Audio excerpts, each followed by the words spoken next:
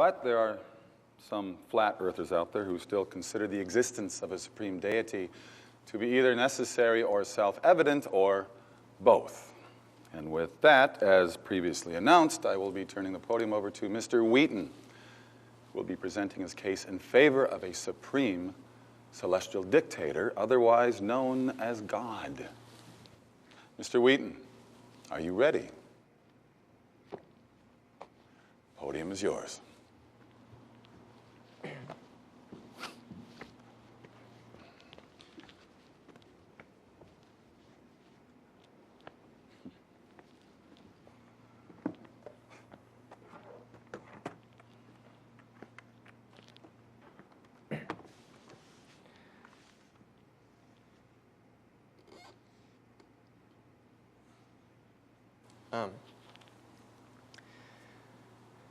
Atheists say that no one can prove the existence of God, and they're right. But I say no one can disprove that God exists.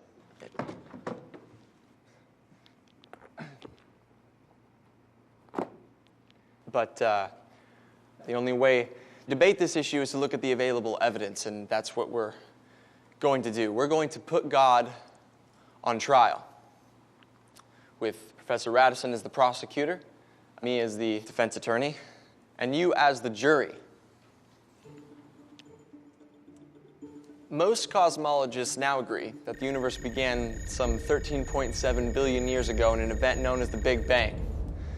So let's look at theoretical physicist and Nobel Prize winner Steven Weinberg's description of what the Big Bang would have looked like. And since he's an atheist, we can be sure there isn't any believer bias in his description. In the beginning, there was an explosion, and in 3 minutes, 98% of the matter there is or ever will be was produced. We had a universe. For 2,500 years, most scientists agreed with Aristotle on the idea of a steady-state universe, that the universe has always existed with no beginning and no end. But the Bible disagreed. In the 1920s, Belgian astronomer George Lemaitre, a theist, who's actually also... What's a theist? A theist is someone who believes in the existence of God. He said that the entire universe, jumping into existence in a trillionth of a second, out of nothingness in an unimaginably intense flash of light, is how he would expect the universe to respond if God were to actually utter the command in Genesis 1:3, "Let there be light." In other words, the origin of the universe unfolded exactly how one would expect after reading Genesis, and for 2,500 years, the Bible had it right, and science had it wrong. All of which points to a God that created it. You see, in the real world, we never see things jumping into existence out of nothingness, but atheists want to make one small exception to this rule, namely the universe and everything in it. But in his book, The God Delusion, Richard Dawkins says that If you tell me God created the universe, then I have the right to ask you, who created God? Dawkins' question only makes sense in terms of a God who has been created. It doesn't make sense in terms of an uncreated God, which is the kind of God that Christians believe in. And even leaving God out of the equation, I then have a right to turn Mr. Dawkins' own question back around on him and ask, if the universe created you, then who created the universe? You see, both the theist and the atheist are both burdened with answering the same question of how did things start. What I'm hoping you'll pick up from all this is that you don't have to commit intellectual suicide to believe in a creator behind the creation. And to the extent that you don't allow for God, you'd be pretty hard-pressed to find any credible alternative explanation for how things came to be.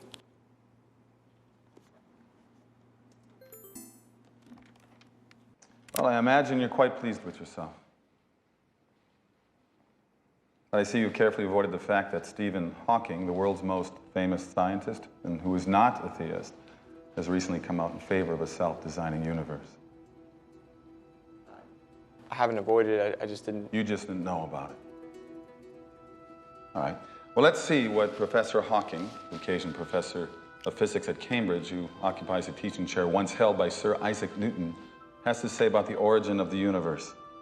And I quote, Because there's a law such as gravity, the universe can and will create itself from nothing. Spontaneous creation is the reason there is something instead of nothing. It's why the universe exists, why we exist. It is not necessary to invoke God to set the universe in motion. End quote. So you may have never come across his comment, but this point remains. How do you answer?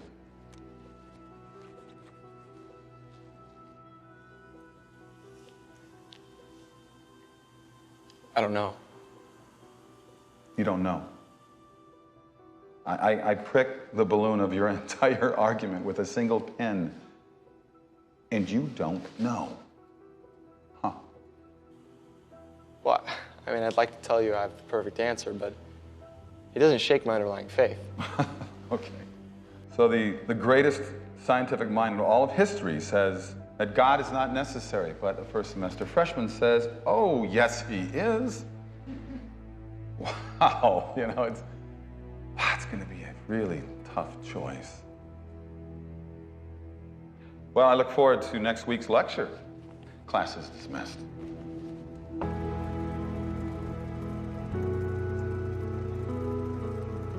In our last class, I was asked a question that I couldn't answer. As Professor Radisson pointed out, Stephen Hawking is an atheist. He also wrote a book called The Grand Design, in which he says the following.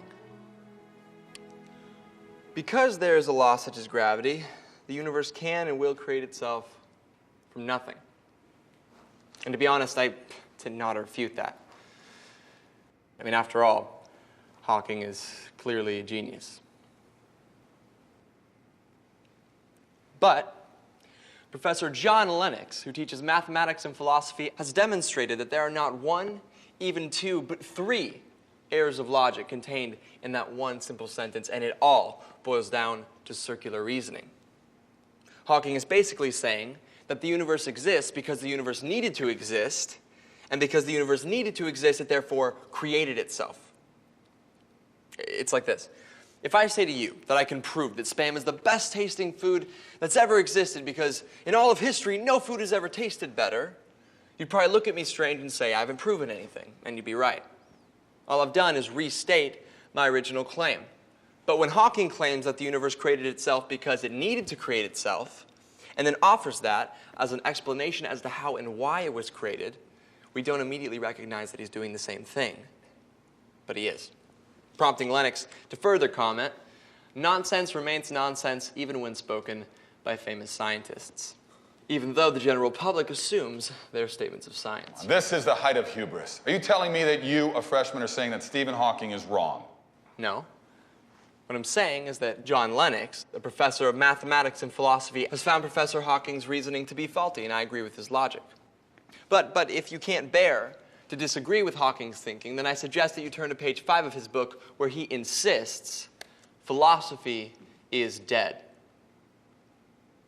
And if you're so sure of Professor Hawking's infallibility, and philosophy really is dead, then, well, there's really no need for this class. Ladies and gentlemen of the jury, for the last 150 years, Darwinists have been saying that God is unnecessary to explain man's existence and that evolution replaces God.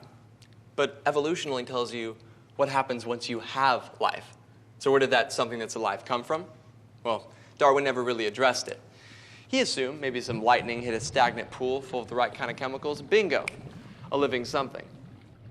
But it's just not that simple. You see, Darwin claimed that the ancestry of all living things came from that one single simple organism, which reproduced and was slowly modified over time into the complex life forms we view today. Which is why, after contemplating his own theory, Darwin uttered his famous statement, Natura non facit saltum, meaning, nature does not jump. Well, as noted, author Lee Strobel pointed out that if you can picture the entire 3.8 billion years that scientists have say life has been around as one 24-hour day, in the space of just about 90 seconds, most major animal groups suddenly appear in the forms in which they currently hold, not slowly and steadily, as Darwin predicted, but in evolutionary terms, almost instantly. So, nature does not jump becomes nature makes a giant leap. So how did theists explain this sudden outburst of new biological information?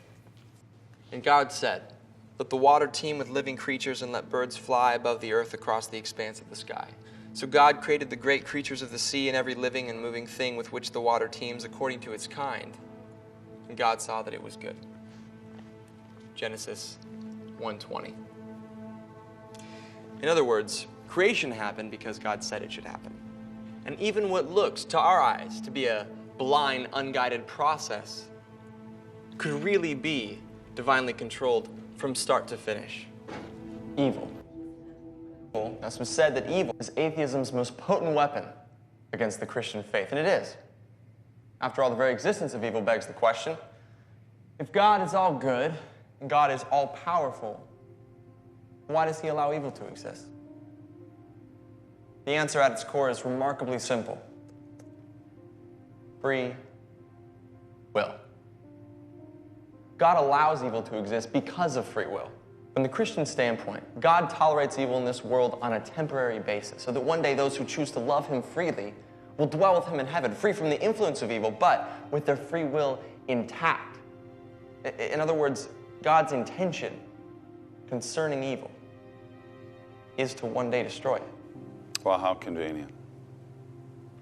One day, I will get rid of all the evil in the world. But until then, you just have to deal with all the wars and Holocaust, tsunamis, poverty, starvation, and AIDS.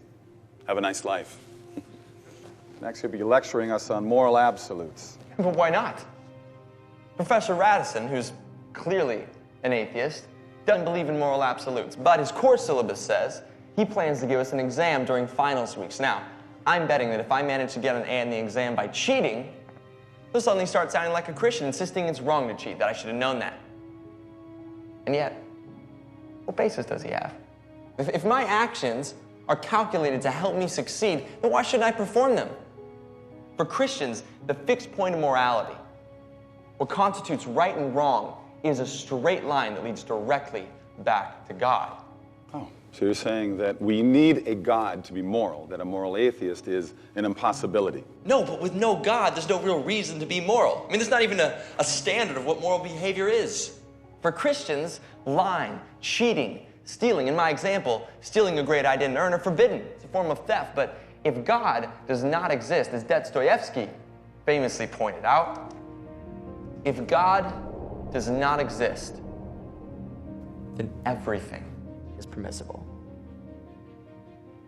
And not only permissible, but pointless. If Professor Radisson is right, then all of this, all of our struggle, our debate, whatever we decide here is meaningless.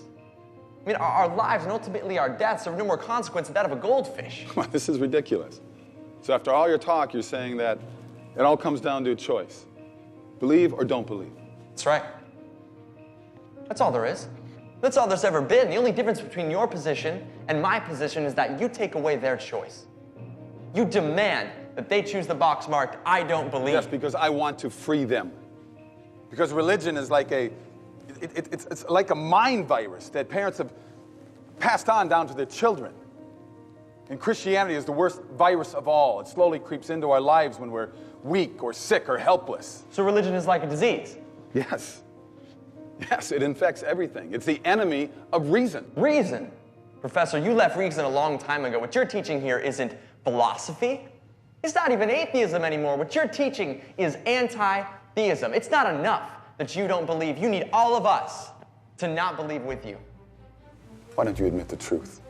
You just want to ensnare them in your primitive superstition. What I want is for them to make their own choice. That's what God wants. You have no idea how much I'm going to enjoy failing you. Yeah, but who are you really looking to fail, Professor? Me or God?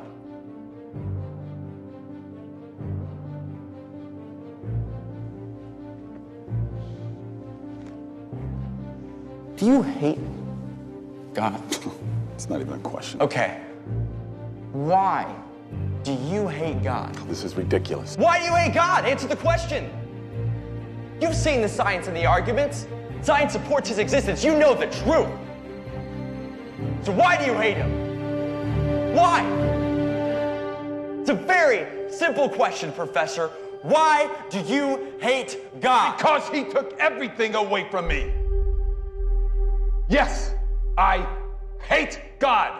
All I have for him is hate.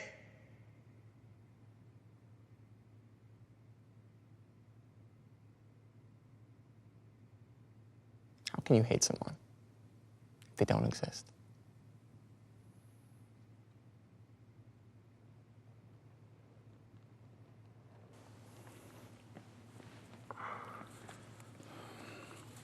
You've proven nothing.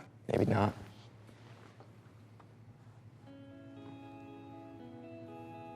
They get to choose.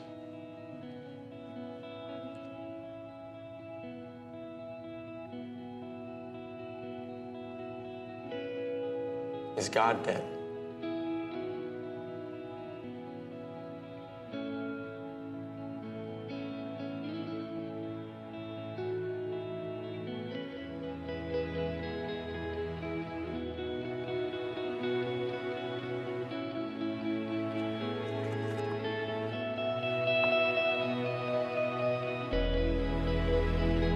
God is not dead.